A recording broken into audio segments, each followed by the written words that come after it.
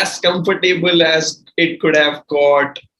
Australia win the 30-20I by 14 runs, and that is how they seal the multi-format series 11-5. India could have only won one game in between. That was the third ODI. The 30-20I Australia win two of them 2-0, and that is how the series gets over. I have with me Ananya and Gomesh for the final post show of the multi-format series. Ananya, did India ever have that chance once Shafali Verma got out? I think they did. I think Smriti Mandhana and Jemimah Rodrigues consolidated nicely. I mean, it was always a case of you wouldn't want to lose Smriti Mandhana early in a chase. I think Shafali Verma, like we discussed in the mid-match show, is there to kind of try and give India a bit of impetus at the start. And Smriti is always going to be the player who around whom the chase rotates. So even though Shafali Verma did get out early, I think Smriti Mandhana was the key wicket there. And I was very impressed by the way she didn't throw it away early on. She didn't get off to the best of starts, kind of struggled to find her timing against Tahlia Valemik. But the fact that she kind of got herself through that period and then worked the field nicely, worked the angles nicely, it was wonderful to see. And I think that partnership with Rodrigues would have given India a bit of hope. And then the partnership with God as well. But when Mandhana got out, for me, was the point that it felt like it would probably be a bit too much for the Indian lower middle order. And once Mandhana got out, it was all crumbling down until Richa Ghosh just showed those three boundaries in the final over. Otherwise, it was kind of done and dusted for Australia once Mandhana got out. Mandhana, again, it was a good competition with Gardner. Umesh, your thoughts on that? She really picked her battles today, especially with countering Vlamic. She was walking down and across to counter the in swing that Taylor was getting in the second T20I. And even with Gardner, she was more than happy to just rotate the strike, and largely Jemimah and Harman were facing for the first 3 overs at least. So I think she was very smart. I think as we have always seen, it's a chase and she knows what the target is. She was just going through with the plans that she had in mind. One of the things that I was really impressed was even when the pacers tried to attack her pads because she was trying to walk down and cover the angle, she was making the most of the bad deliveries, which is very important. Because if you see that 50-run partnership with Jemimah, even though they had a good partnership, it came at runner ball. They did not score at a very high rate. But I think even after that, she kind of accelerated. But credit to Nicola Carey, she bowled really well, coming around the wicket. It's something that has been very rarely exploited against Mandhana in the recent past, at the least. She bowled really well, and I think that's where the match turned around, I guess. And what is that pace with Tahlia Valemik? She bowled Mandhana with nearly everything was above 120 Ks. Mandhana was not able to play her completely. She looked in sort of that particular over. Ananya, what did Tahlia Valemik do to Mandhana? I think it was just the length that she bowled. When, like Umesh said, when she was coming at Tahlia Valemik, she shortened her length nicely, and because of the pace, I think Mandhana didn't have that time to go back and crunch her off the back foot, which she generally would have done, which she did in the third over. She didn't advance down the track. She held her ground and trusted her hands to score those two boundaries, one with the pull shot, one with the cut shot. So I think with that over, it was just about the lengths that Valemik hit against her. For me, I don't think Mandhana looked uncomfortable as such. I think she just didn't find her timing. It looked like the ball was kind of sticking in the pitch a little bit. You saw with the pull shot as well, it hit the bottom part of the bat. She was very early into the shot. So she wasn't exactly troubled by the pace. I think it was just about understanding the pace of the track and how she could counter Valemik, because I think she was a little mindful of that late movement into her pads. But generally, we've seen that Smriti generally bats with a better strike rate than it was today. Do you feel that put up a lot of that increased the run rate and put a lot of pressure, or was the pitch behaving the way and Smriti just did the way the pitch was going? Well, I think it was a calculated risk because they knew Sindhi had to play that big long innings for India to have any possible chance to chase this target. Otherwise, it'll only add more pressure with Jemima and Harman at 3 and 4 because they didn't have Estika Bhatia and Harin was batting even lower. So I think it is one of the calculated risks that they took, and they were trying to hoping that Mandhana would be till there in the end to finish it off. So you can't really blame them for that approach, and credit to them, they really ran well between the wickets, just nudging it around, picking up the crucial singles and doubles, especially in that after the early wicket of Shefali Verma. So I think it was just the plan that was they were trying to work it out, but Australia were just too good for them. No other batter did decently well, but in the end, it was all about Richa Ghosh. Richa did show us a glimpse of what a good finisher she can become. What are the you feel that there was a kind of a miscommunication between the other batters? Should Richa have come a bit ahead of say Pooja Vastrikar? Well, after the way that Pooja Vastrikar played in the previous game, I think India would have backed her. And you saw with that one shot that she slapped off Nicola Carey that she had gauged the surface. She knew exactly where she could get her boundaries. And I'm sure Pooja Vastrikar would have backed herself to chase down that total because she is such a strong batter. I mean, if she hits the ball, I think she's the strongest hitter in the Indian side.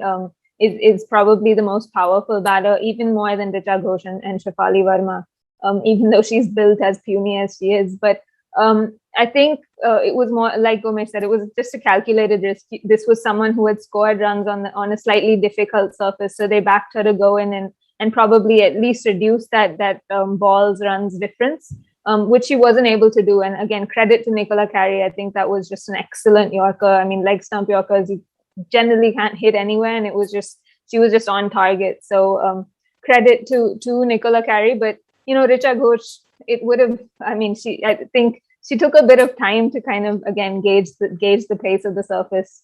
But yeah, showed exactly what she is capable of if given a long rope. I'm sure India will stick with her for a long time. She's definitely gonna have a long career ahead of her. I mean, the power, I think she makes it look effortless. The ability to kind of clear the rope with just what seems like a flick of the wrist is so much fun to watch. So I think there are a lot of young, exciting batters in this Indian lineup, and a lot for us as viewers to be excited about. So the viewers who might not have watched the match could see that we are talking a lot about Nicola Carey. Nicola Carey's figures, if you go and see, it's 4 overs, 42 runs, 2 wickets. Not the best of the figures if you just go by that, but she's picked up the big wickets of Mandhana and Pooja Vastrikar. Whereas if you look at the other bowling lineup, Chela will make 3 overs, none for 18, Gardner 4 overs, 1 for 22, Molyneux none for 22 and 4, 1 for 15 for Wareham in 2, and 1 for 13 for Sutherland in 3 overs. That bowling lineup, except for say Carey's figures, which got damaged because of Richa's batting in the final over, the rest of the figures look pretty impressive for someone who's chasing down 160 and at a time when Mandhana had hit a 50. I think one of the smartest things that Landon did was introducing Annabelle Sutherland at the right time, because just after the wicket of Jemima, if I'm not wrong, she came in and bowled the 3 overs on the trot when Harman was taking her time to settle in. And we know how good the Australian fielding is, especially in the inner ring. So I think that 3 overs, if you look at, she is the only bowler who has operated at 4.25 economy rate. That 3 overs really made a huge difference, building up the pressure for the Indians. Otherwise, we all know what kind of a quality bowling unit that Australian bowling unit is. That 42 runs of Carey, I think 22 runs of that came in the last over. She just gave only 20 runs in the first 3. And picking up the wickets of Smriti Mandhana and Pooja Vastrikar. She kind of sealed the game for Australia. And what happened after that was just kind of a formality, I guess. Shocked not to see Perry, McGrath, because if we see the first game, there were just 15 overs bowled, but all 8 bowlers were used. Here we see all 20 overs, no Ellis Perry, which generally does not happen a lot. Well, it seemed like we heard in the commentary that it's just that Australia had quite a number of bowling options and they did not have the need to use Perry at this point of the game. Maybe they were just not wanting to use her when there is no need, because we know that they have been trying to manage the workload of Perry, especially in the bowling department. And maybe she might not be bowling in the WBL a lot, but there is a long summer ahead and this is the start of the Australian summer. So they really want to save Ellis Perry for the long run with the World Cup ahead. You see, and I think, I think just to jump in, also in that first T20I, we did see Australia hand the ball around a lot.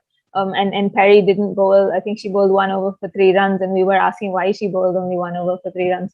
But I think what Australia have done quite well in the last couple of games is that they've understood, or they've got their matchups right. Like Gomesh said, bringing in Annabelle Sutherland when Harmanpreet Kaur was new to the crease, someone who, I know she cracked a wonderful pull shot in that first game, but she's not someone who generally likes facing the pacers. She scores very freely against spin. And I think just under the understanding of those matchups, when to bring in whom, I think Sophie Molyneux was used beautifully. And she bowled, I think, although she didn't get a wicket, bowled the best defensive spell I've seen in T20 cricket for a long time. Just the pace at which she bowled, the lengths that she hit, spearing the ball into the pads and kind of taking one side of the field out of the equation. I think with Australia, they've understood in these last couple of games, they don't need to hand the ball around if it's not required. If the 5 or 6 bowlers are doing the job, then you stick with them and let them bowl out. But we've seen a lot of differences between the Australian team and the Indian team, especially when it comes to the fielding, the running between the wickets. Big pain points. Are there any more? You want to add something on these 2 big issues that the team is facing? I think it's just that there is a general gap, and there has this been the case for India since the 2017 World Cup that we are so near it. It feels like so far away. Whether it is the 27 World Cup final or it is the 2020, even in the England series or even in this series, a lot of things would have gone either way. But it just shows the kind of structure that the Australian team has built around, and it really shows the difference in the smallest of things that really matter. Whether it respect, we saw what the partnership between Jemima and Smriti was, how they ran between the wickets. But I think overall there is a gap between Australia and India. While it seems like the gap is kind of closing up, there is a gap, and the gap really matters in taking the result away from India, is what I think. And you feel that fielding cost India a lot. Their bowling was right on target. Pacers did well, as were the spinners. Gaikwad was brilliant during that entire series. But is that gap really that huge, the fielding standards of India? Look, I think it is a significant gap in terms of just in terms of the fielding. There is, I think India kind of probably leak maybe like 10 to 15 runs extra because they're not as quick across the ground. They don't have the strongest of arms. I think just the simple things of the angle at which they approach the ball. You always see the Indians, at least, I've seen Deepti Sharma in this series maybe at least 5 or 6 times running backwards when she's on the boundary to kind of feel the ball. So, there are just so many simple things about the angles, the general athleticism of the players, simple anticipation. So there are, issues that India can very, very easily, I think, cover, because it's just about, improving 1%. Every player just keeps improving every series. And I'm not saying that India haven't improved. They have improved. But there is just, like Gomesh said, a general gap that is there between these teams. And I feel like Australia, if you're chasing 130, will make it feel like 150. Whereas with India, you're going to leak those 15 extra runs unless you have, 11 Jemima Rodriguez. So I think there is a case of they need to work on this, and the coaches have consistently said that this is something we're looking to improve. So you hope by the time the 2020 World Cup, 2021 World Cup does come around, that we would have improved, at least maybe reducing this 15 runs to maybe 8 runs. We all are stuck in 2020 still. So we've seen that it's all about Australia. No Jess Jonassen, no Megan Schutt, no Rachel Haynes since the Test match, no Taylor Wilmick before the T20Is. Still, they have managed to defeat this India side, even though there were a lot of positives for India. But what do you think have been these positives for Australia? They just have this winning attitude that, yes, we want to win at any cost. Attitude matters, I think, but it is also about giving them the confidence and the game time and creating the pool of plays. What Mithali Raj and Ramesh Pawar spoke about after the England series, about creating a pool of players to pick from. I think Australia have done that years back, and that is kind of reflecting in how the team is performing, because you look at someone like Darcy Brown, Stella Campbell, Hannah Darlington, they just come in and it seems like they belong in international cricket. So I think that is the big difference there. I think Harmanpreet Kaur spoke about it after the second T20I, if I'm not wrong. The kind of exposure that they get in a tournament like WBBL, playing in the WNCL and playing in other international leagues as well. We saw that many uncapped or those players who are in the fringe getting opportunities in the 100 from Australia, and how well they did there. So I think it is the kind of experience of playing against and with quality players that help the young players develop to prevent and get prepared for international cricket, and that really makes the difference. I mean, McGrath did make her debut in 2017, but it's 2021 and she was playing her first and second T20. But it seems like she has played on 100 games and right there up with Perry. So yeah. And then you have any other positives to add for Australia? I think, just the ability to win without some of their key players, especially their key bowlers. I mean, you expect the batting lineup to kind of stand up, and even I think even though they've had those big name players with the bat, the fact that someone like Tahlia McGrath has stood up and really taken that opportunity, I think is going to cause a lot of selection headaches for Australia. I mean, how do they now fit in Haynes, Jonassen, Schutt, who goes out? What position does Tahlia McGrath occupy? I think they have a lot of problems of plenty, I suppose. And, Lisa Salekar said this when I spoke to her for my magazine piece, is that, when you walk into an Australian dressing room, people just expect you to win. It doesn't matter whether it's your first game or your 100th game, you just have to win. And it's a legacy that's been passed on, for years now, for decades. And it's just an attitude that you bring from state cricket, knowing that you're wearing a jersey of a multiple time World Cup champion, whether it's T20 or ODIs, and you're just expected to go out there and win. And like Gomesh said, just the experience that you get from very strong state systems, from a good WBBL setup, the experiences that you gain working with good coaches, with other interacting with other internationals, just that those learnings, those opportunities mean that by the time you get to the international level, even if you're as young as Annabelle Sutherland, you're able to then make the jump. You understand what's required, and you learn a lot quicker. We've spoken about the Australia positives. I want to come to the India's positives. I'll go first to Ananya because I'm expecting a lot of team pacer here. Pacers have done really well, whether it's Julian Meghna in the ODIs test or whether it is Shikha and Renuka here.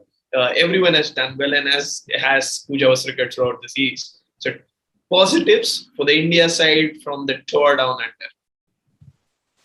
I think, well, for me, the first positive would be Smriti Mandhana regaining some touch, finding a bit of consistency. I'm sure she would have been smarting after that first ODI where she got called up, and rightly so, that she wasn't being as consistent as she needed to be at international level. The fact that she took that on board, took that criticism on board, and said, okay, I need to be better, and she's been much more consistent since that second ODI. And that's one of the biggest positives for me. Of course, playing in Australia, surfaces she likes, you kind of expected her to regain some touch. And yeah, as you said, team pacer. It's, I mean, like I've been saying this through the series, that India came into the series apparently with absolutely no fast bowlers, and now they're going away with what some are calling the best ever fast bowling attack India have ever had. So you know, I don't think we're there yet, but it's good to see the players who have been given a chance step up, take it. You know, whether it's Richa Ghosh in the ODIs, Yastika Bhatia, Meghna Singh, Renuka Singh Thakur. It's just nice to see these young players coming in and you know, having the confidence to take those opportunities, and especially against the best team in the world. I mean, regardless of the players who wear that jersey, there's always an aura around this Australian team. So when you come up against them, you're going to be a little spooked.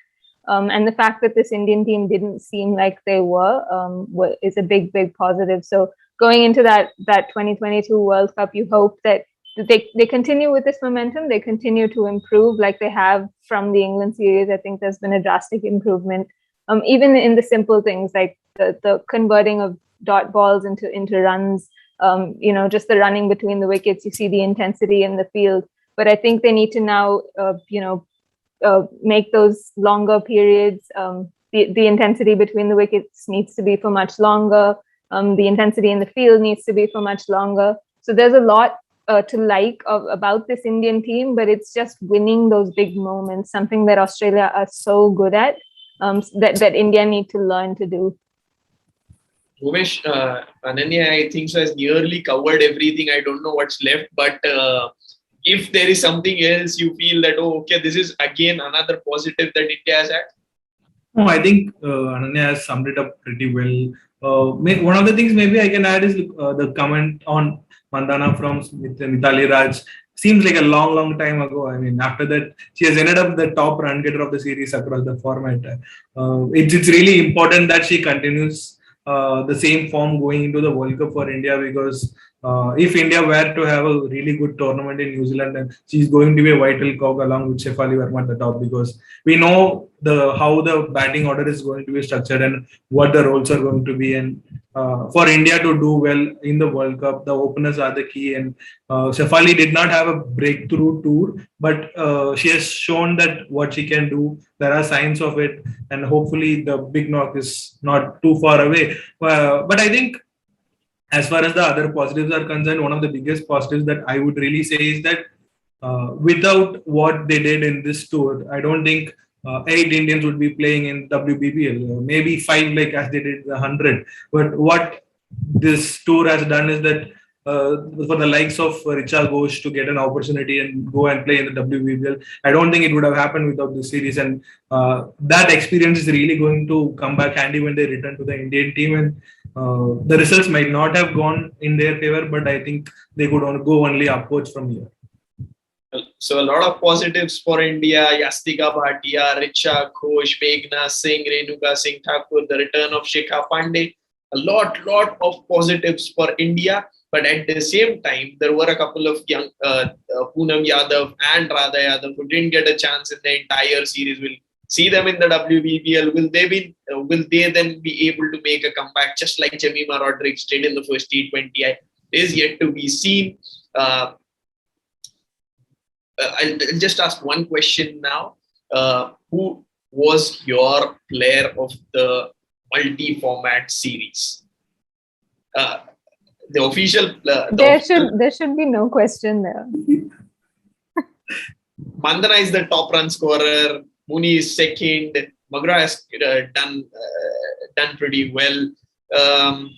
I think so. Kalyani called this before the series, but is Tahlia McGrath your player of the tournament? I tweeted it during the second T20 that she should be, irrespective of whether India wins that and this match. I mean, coming back into the Australian team and playing the way she did, even against New Zealand in 2020, and continuing the same thing against India, it's not really easy. And she's just 25. We are going to see a lot of Tahlia McGrath in the next coming few years. So Gomesh says there's going to be a lot of Tahlia McGrath. Tahlia McGrath is the player of the tournament. A brilliant return series for her. Australia win the multi-format series 11-5, win the T20Is 2-0, win the ODIs 2-1, and that pink ball test match was a draw. We will see you tomorrow with the post review of the T20I series and the entire multi-format series. Till then, it is bye from us here at the Outside View Live.